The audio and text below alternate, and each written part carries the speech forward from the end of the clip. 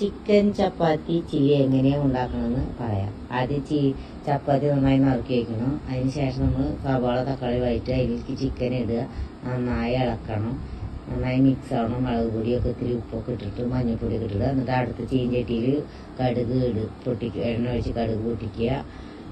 അത് നന്നായി പൊട്ടിയതിന് ശേഷം നമ്മൾ 2 പച്ചമുളക് ഇടുക. പച്ചമുളക് ഇട്ടതിന് ശേഷം ഒന്ന് മൊരിയണം. നന്നായി ഇതാവുന്നതിന് ശേഷം നമ്മൾ സബോള ഇടുക. സബോള തക്കാളി കരിഞ്ഞ് വെച്ചിട്ടുണ്ടാവുമല്ലോ, അതിലേക്ക് സബോള ഇടുക. നന്നായി അതിലേക്ക് ഇട്ടതിന് ശേഷം നമ്മൾ ഇപ്പുറത്ത് ചിക്കനെ വേവിച്ച് നന്നായി മാഷ് ചെയ്ത് വെക്കുക. നന്നായി അരിഞ്ഞ് കൊത്തി അരിഞ്ഞ് വെക്കുക. അതിന് ശേഷം നമ്മൾ ഇതിലേക്ക് സബോളയും തക്കാളി ഓൾറെഡി ഇട്ടുണ്ടായിരുന്നില്ല. അതിന് ശേഷം നമ്മൾ ഇതിൽ മുളക് പൊടിയൊക്കെ ഇട്ട് കൊടുത്ത് ഉപ്പൊക്കെ ഇട്ട് കൊടുത്ത് നന്നായി ഇളക്കുക. നന്നായി മിക്സ് ആവണത്, നന്നായി മിക്സ് ആവണത് ടേസ്റ്റ് ഉണ്ടാവും. ഉപ്പും കുറച്ചിടണം, ഇഞ്ചി വെളുത്തുള്ളി കുറച്ചിടുക. അതിന് ശേഷം നമ്മൾ ഒരു 3 മുട്ട അതിലേക്ക് പൊട്ടിച്ചൊഴിക്കുക. ഒരു 3 മുട്ട. അപ്പോൾ നല്ല ടേസ്റ്റ് ഉണ്ടാവും. നല്ലോണം മുട്ട ഒരു 3 പൊട്ടിച്ച് ഒഴിച്ചതിന് ശേഷം നമ്മൾ നന്നായി അത് ഇളക്കണം, മിക്സ് ആവണം.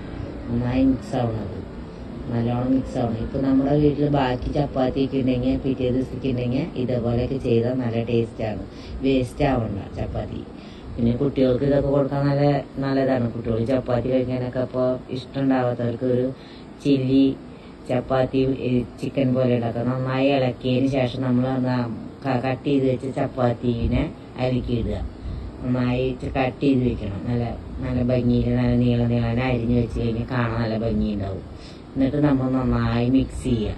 ലേശം ഉപ്പൊക്കെ ഇട്ട് കൊടുക്കാം കേട്ടോ. ലേശം നമുക്ക് പാകത്തിനനുസരിച്ച് നമ്മൾ ഉപ്പ് ഇട്ട് കൊടുക്കണം.